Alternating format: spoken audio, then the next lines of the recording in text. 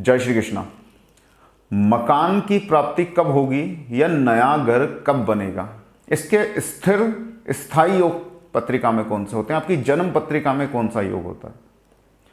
अगर जन्म पत्रिका के चतुर्थ भाव के अंदर चतुर्थ स्वयं मौजूद हो और चंद्रमा और बुध की युति उसके साथ हो जाए तो यह एक स्थायी और शानदार योग है मकान की प्राप्ति का। ऐसे व्यक्ति को जीवन में स्थायी संपत्ति का लाभ निरंतर होता रहता है। अगर चतुर्थ भाव का स्वामी लग्न में जाके स्थित हो जाए और उसके ऊपर शुभ ग्रह की दृष्टि पड़ जाए या उसको बुध या चंद्रमा में से कोई ग्रह देख रहा हो, तब भी ऐसा व्यक्ति भूमि भवन वाहन से संबंधित सुखों से आजीवन सुखी रहता है।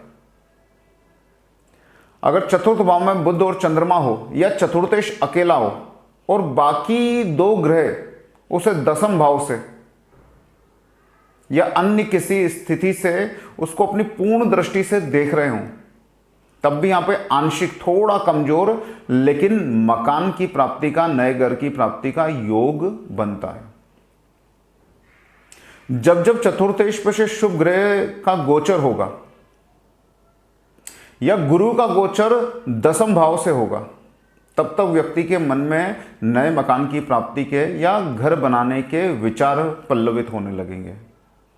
चतुर्थेश के नक्षत्रेश की दशा, चतुर्थेश की दशा, लग्नेश की दशा, अगर लग्नेश किसी भी स्थिति में चतुर्थ भाव के संपर्क में है, चतुर्थ भाव के स्वामी के साथ युति युक्त है, तब लग्नेश की दशा जीवन में नए मकान की प्राप्ति का योग बनाएगी।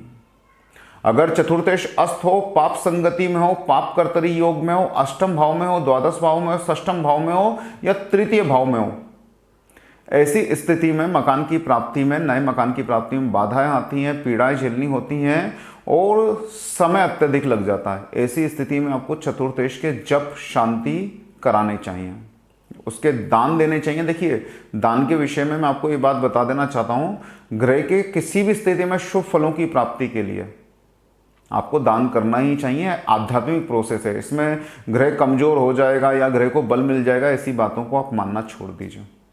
तो दान के द्वारा, जप हवन के द्वारा और उस ग्रह से संबंधित व्रतों के द्वारा उस ग्रह को आप मजबूती प्रदान कीजिए, उस ग्रहों के शुभ फल को प्राप्त करने की कोशिश कीजिए।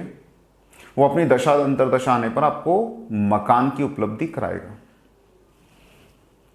जय श्री कृष्णा।